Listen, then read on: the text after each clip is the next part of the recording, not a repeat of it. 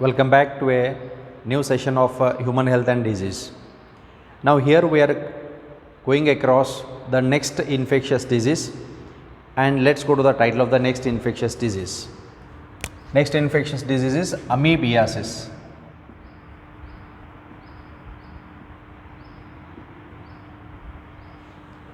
Now as we are talking about the diseases that are easily spread from one person to another person, hence termed as infectious disease. Now amoebiasis, let's go to its causative organism. Its causative organism is a protozoan parasite. So it is caused by a protozoan parasite Entamoeba histolytica. Okay, now this Entamoeba histolytica is a protozoan parasite. Okay, so we are writing into the bracket, it is a protozoan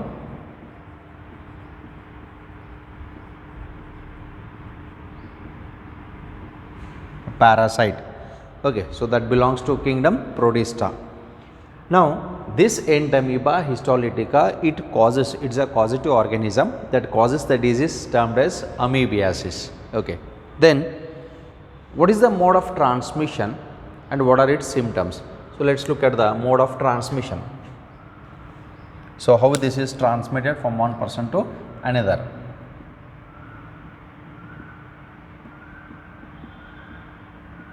It is transmitted through contaminated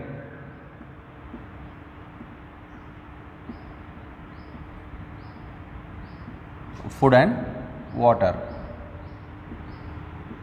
So contaminated food and water. So almost contamination through food and water is the major aspect of various different kinds of diseases, okay, that we come across to the humans. And hence this type of contaminated food as well as water has to be avoided. So that's why, so repeatedly I am telling you that you have to take a lot of precaution about your health only, okay, because if you lose your health, almost you are responsible for that, and finally sufferers are we only. And hence before coming this disease, let's take all the precautionary measures here. Okay, now this amoebiasis is mainly spread through the contaminated food and water. That means if these protozoan parasites are present in the food particles or any water source, ultimately we get the disease. Okay, then what are the major symptoms that we observe here? Mainly this amoebiasis, it infects the large intestine. So it infects the large intestine. So it infects the large intestine.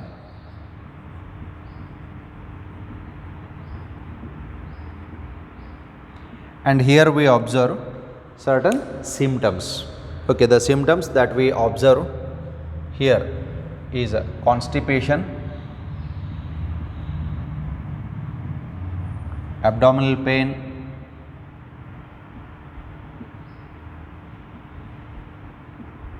cramps, then stools with excess mucus, with blood clots. Okay, so these are the symptoms here.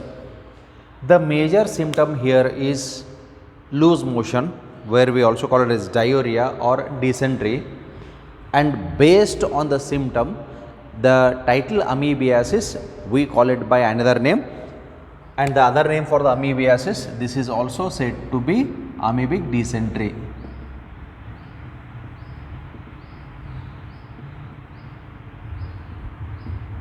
This is said to be amoebic dysentery. Normal diarrhea or dysentery is different from that of amoebic dysentery, because normal diarrhea or normal dysentery is caused by a species. We call that species as Shigella species.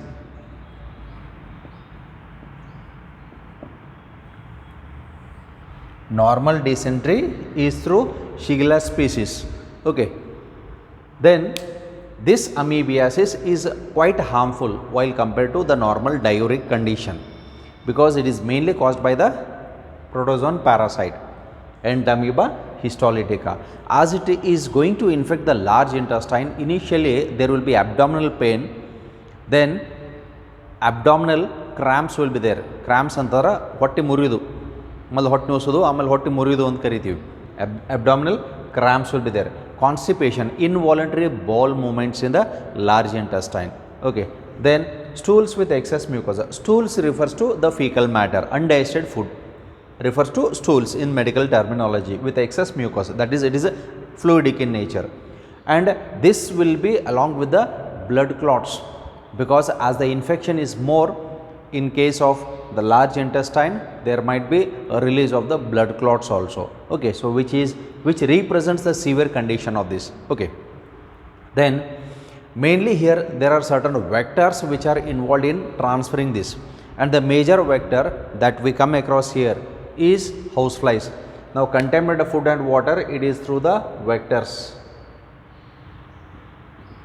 like housefly. So vectors like housefly, they act like the major agents that will carry the pathogens from the unhygienic disposal from those areas. Ultimately, if they come and sit on the foodstuffs, that's why the water as well as the food, when we keep it in the vessels, all the vessels should be closed. Why it has to be closed? To avoid contamination. So that is a major meaning for that, and it is the part of the hygiene that we have to maintain to avoid the process of contamination. Okay, to get rid of the disease. Now amoebiasis is not deadly disease, because as we are talking about all the infectious diseases are, none of the infectious diseases are deadly, but if it is left untreated, if there is more negligency, it may even kill the person. Okay, so that's why this is quite dangerous. If it is identified in the initial case, then there is a fast recovery. Otherwise the recovery period may take around 2 weeks, 3 weeks, or even a month also. Okay, so it depends on the severity condition, or it depends on the health condition of the person, how far or how more he is infected. Okay, so this is amoebiasis. Treatment, yes, definitely we have the antibiotics, two different types of antibiotics as we have told. So treatment process is there. So here antidiarrheal antibiotics are given so that the protozoan parasite can be killed. Okay, and the person is made disease free. Okay, so this is the next disease, amoebiasis. So with this we will move on to the next one. After amoebiasis, let's move on to the ascariasis.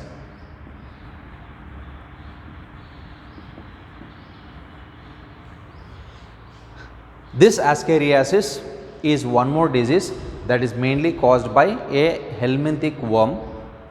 Let's go to the causative agent. Cause, it is caused by Ascaris lumbricoides. It is caused by Ascaris lumbricoides. We call this as a helminthic worm. This is a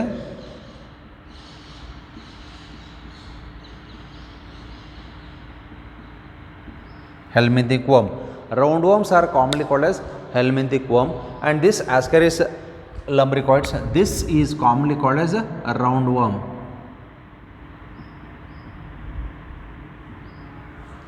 This is commonly called as a roundworm. Ascaris lumbricoides, commonly termed as roundworms. Okay, so cause is Ascaris lumbricoides. It belongs to the phylum. It belongs to the phylum Ascalmanthus or Nemathelminthes. Okay, that's why commonly these elongated worms we call them as helminthic worm. That belongs to Ascalmanthus. That's why the name helminthic worms. Okay, so this is the cause. Then let's go to the mode of transmission.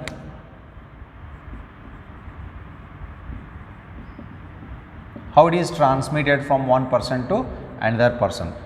So it is transmitted from one person to another person through contaminated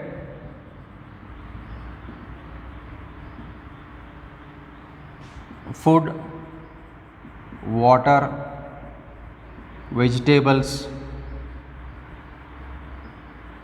fruits, etc.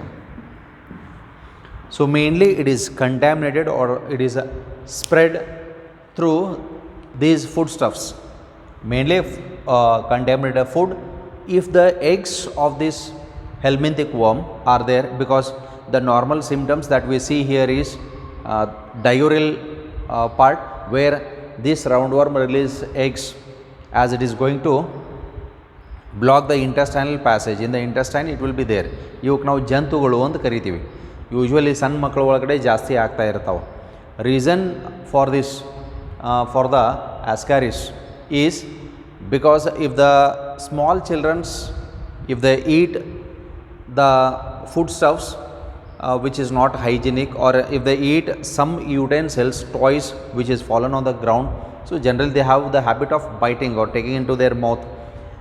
Due to that condition, if the roundworm eggs are there, then ultimately the kids are more affected, the children are more affected. Okay, now here this is transmission, contaminated food, water, vegetables, because in the market whenever we take the vegetables, a few have bad habit. Before washing we'll just taste it, like the carrots, cucumber in the market.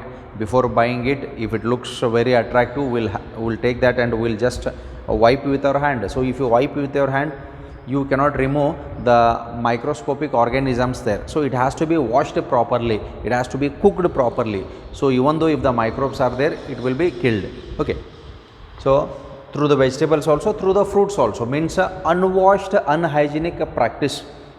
Okay, so that's why, so these has to be maintained, that cleanliness has to be maintained here.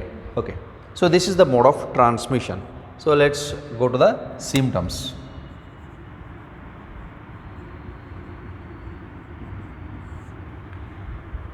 These symptoms includes, now as far as the symptom that we observe here, just look at the symptom here, almost more or same, the same symptom but little bit change, and that changed is, here we find fever, anemia, blockage of the intestine also, there is internal bleeding also. So here we get internal bleeding,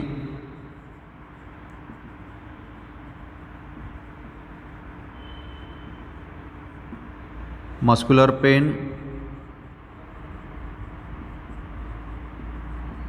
fever, anemia, blockage of intestinal passage. So all these are the symptoms, various different types of the symptoms that we see in case of the disease Ascariasis. Okay, now internal bleeding. Internal bleeding means this roundworm, it is an endoparasite. When the eggs enter, it gets hatched in our intestine, especially the small intestine, where it grows in our intestine. As a result, it will damage the intestine. So internal bleeding, it leads to release of the blood clots. Muscular pain, abdominal muscle pain will be there. Then fever. Okay, so in any infection leads to fever only. Then anemia. Why the person becomes anemic, or why the children will get anemic? Because whatever the food they consume, the digested food is absorbed directly by this worm, and hence they become anemic. Okay, then blockage of the intestinal passage. As the roundworms goes on increasing in their size, what will happen? If it increases in the size, it blocks the intestinal passage. Okay, which is a little bit a serious condition. Okay, then how to get rid of the worm, helminthic worm? By anti-ascarial syrups. Okay, anti-ascarial syrups, ಇದಕ್ಕೆ ನಾವು ಜಂತಿನ ಔಷಧ ಅಂತ ಕರಿತೀವಿ. So by that the worm can be killed and removed from the intestinal passage. Okay, so for this also it's not deadly, but the treatment has to be taken. Okay, so this is regarding the disease Ascariasis. And in this Ascariasis, as we know, this helminthic worm, it can be cured completely. Now here the thing is, if we are maintaining proper hygiene, then ultimately none of this disease can infect the humans.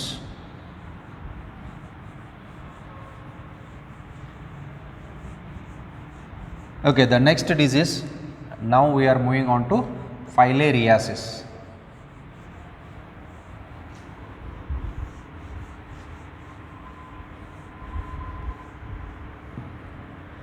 Okay, the next disease is filariasis.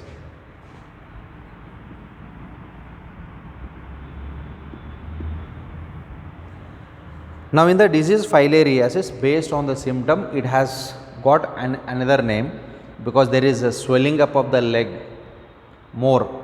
That's why filariasis is also said to be elephantiasis.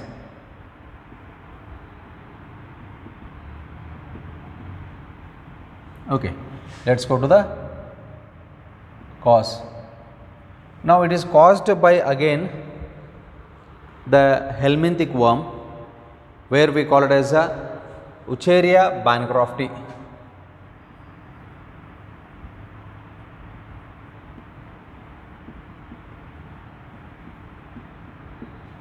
Or Wucheria malayi.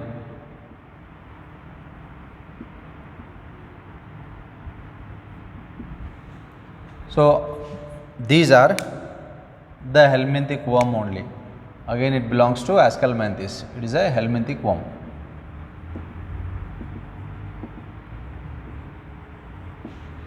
It's a helminthic worm that belongs to Ascalmanthus again, and here we have different species, Wucheria bancrofti and Wucheria malayi. Now this is the causative organism. Then how it is transmitted from one person to another person? Mode of transmission.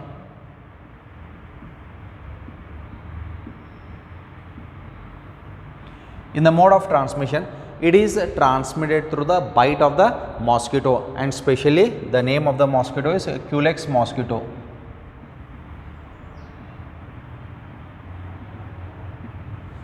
Through the bite of the Culex mosquito. Now this mosquito will inject this filarial worm, Wucheria bancrofti, Wucheria malayi, whichever the species might be. When it injects, we call this as filarial worm. This filarial worm, when it is injected to the humans, then ultimately it is going to cause this filariasis, where this filarial worm will infect our lymphatic system. Okay, so let's go to the symptoms here.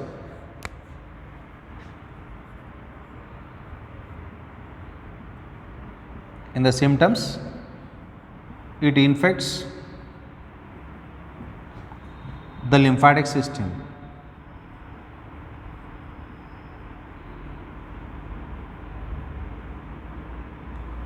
Along with the blood circulatory system, along with our human blood circulatory system, we have one more type of system, lymphatic system, which runs besides the blood circulatory system. When it infects the lymphatic system, in the lymphatic system, it might be present for several months also, several years also, where it goes on infecting it, leading to secretion of more fluids. It leads to secretion of more fluids. When more fluids are produced, then ultimately the fluid gets weight and it will go and settle at the bottom of the human's body, especially the legs as well as the genital organs. Okay, mainly the scrotum also. So it leads in gross deformity of these organs. Gross deformity means when they are in normal shape, legs, then they go on swelling. We call this as edema. Initially there will be an edema. Edema refers to swelling. That is a medical terminology. Okay, initially edema will be there. It swells and swells in such a way that the leg of the humans appear like the leg of an elephant, and hence based on that symptom, the filariasis has got one more term named as elephantiasis. Okay. Now what it will do? Filarial worm, it is going to infect our lymphatic system, where it will secrete excess of fluids, and these fluids will settle at the lower parts of the body, and hence there is a gross deformity. The fluids meaning the lymphatic fluid or the lymph fluid. The fluids settles at the lower parts of the body leading to gross deformities.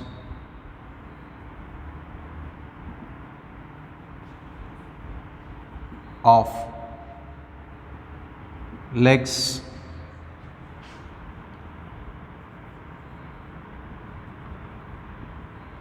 and genitalia. Okay, legs as well as genitalia. Hence, the leg appears like the leg of a elephant. Okay. What is the treatment for this? As there is swollen condition, the fluid has to be removed. This is by surgery. Through the surgery, the fluid has to be removed outside, and hence through the surgery it is removed. And to kill the filarial worm, anti-filarial antibiotics are given to treat this. Okay, so definitely this can be treated completely, but only in the initial case. Only in the initial case. Now, suppose if it goes beyond the control, then ultimately there might be cracks in the legs, and there will be the fluid that oozes out from the legs, okay, causing severe infection. Okay, that may even lead to death also. Okay, so this is the filariasis, and with this let's move on to the last infectious disease, okay, that we are going to study according to your NCERT. The last one is the ringworm. The disease that we are going to study after this filariasis is a ringworm, where it is mainly caused by the fungus.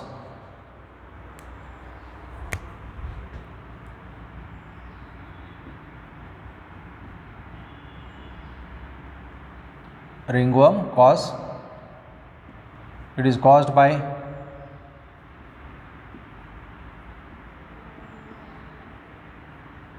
epidermophyton, trichophyton,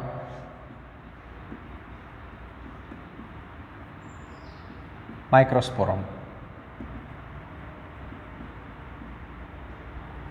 This is a fungal disease. Okay, now here it is a fungal disease.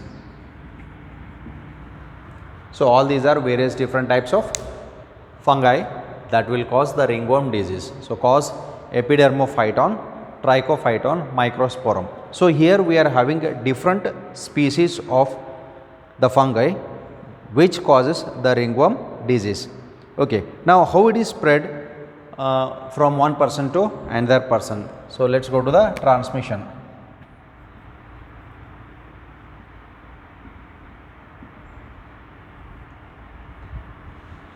It is mainly transmitted through combs, towels, clothes, etc. That means if the fungal spores are present in the infected person's comb, towel and clothes, suppose if one person is suffering because this ringworm, it happens to the skin and the scalp, okay, the head in part, outer part, we call it as a scalp. From the scalp there is outgrowth of these hairs.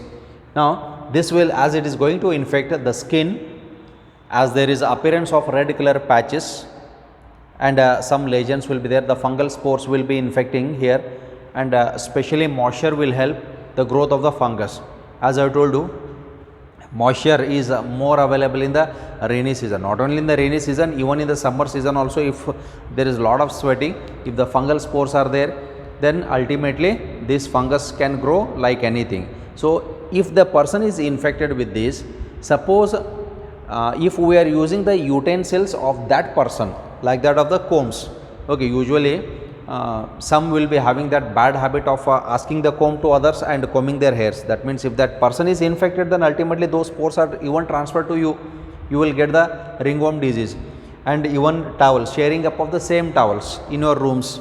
Then clothes, okay, wearing others' clothes. If they are washed and if they are clean, if they are dry, then nothing will happen. But do not wear wet clothes. Okay, wet clothes, they they are prone to mainly lot of diseases. Okay. So this is regarding the mode of transmission. So through the combs, through the towels, through the clothes, it is easily transmitted from one person to another person. Okay. Then let's go to the symptoms.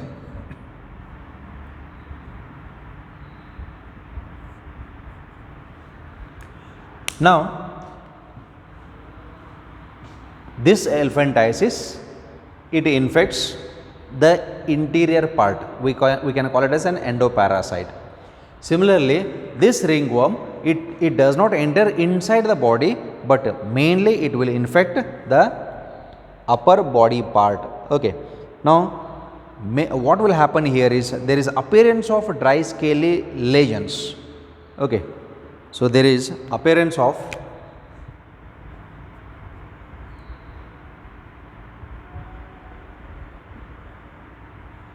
dry scaly lesions on the skin as well as on the scalp. Okay, mainly on the skin as well as scalp. Then where does it affects? Now if it affects on the skin as well as on the scalp, especially not only skin and the scalp, but even including the nails also. So what will happen?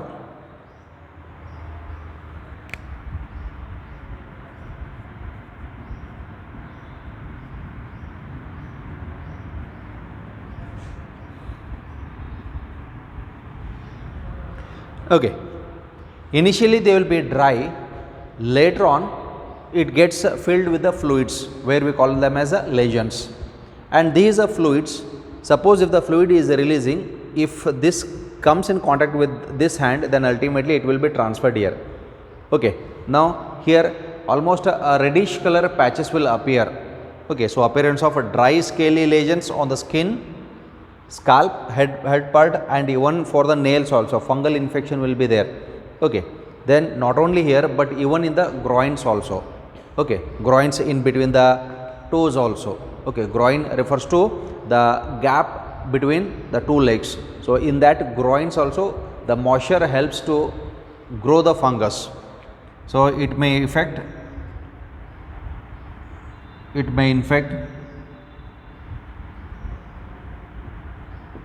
the groins because moisture helps to grow the fungus, and due to this there is an itching sensation also. So there is itching. Okay, itching sensation on the scalp also, on the skin also. So wherever it grows, so red color patches will appear. Then along with that, even it may infect the face also. Okay, your cheek region or even in the chin region, there is appearance of a reddish color patch. Okay, so this is how this is going to infect. Okay, so these ringworms, it will infect in this way. So almost the heat and moisture, it helps the growth of the fungus. Not only moisture but even heat also helps in growth of the fungus. So that's why always use clean and dry clothes, clean and dry towels. Okay, and do not use other utensils like combs. Okay, so how it can be treated? Ringworm can be treated because in the treatment procedure we have antifungal lotions. Antifungal lotions are there which can be applied on the external part, skin. Suppose if it is little bit more, then there are certain antibiotics, antifungal antibiotics are available by which we can treat and kill this ringworm, this fungus completely. Okay, so that's why what we need to do is, let us take all the precautionary measures so that these contaminated disease or communicable disease can be stopped in the preliminary phase itself. So before we get the disease and suffer, let's stop all this disease by our awareness. Okay, so this completes all the infectious disease, and the next part, the middle part of the chapter will continue in the next class. Thank you.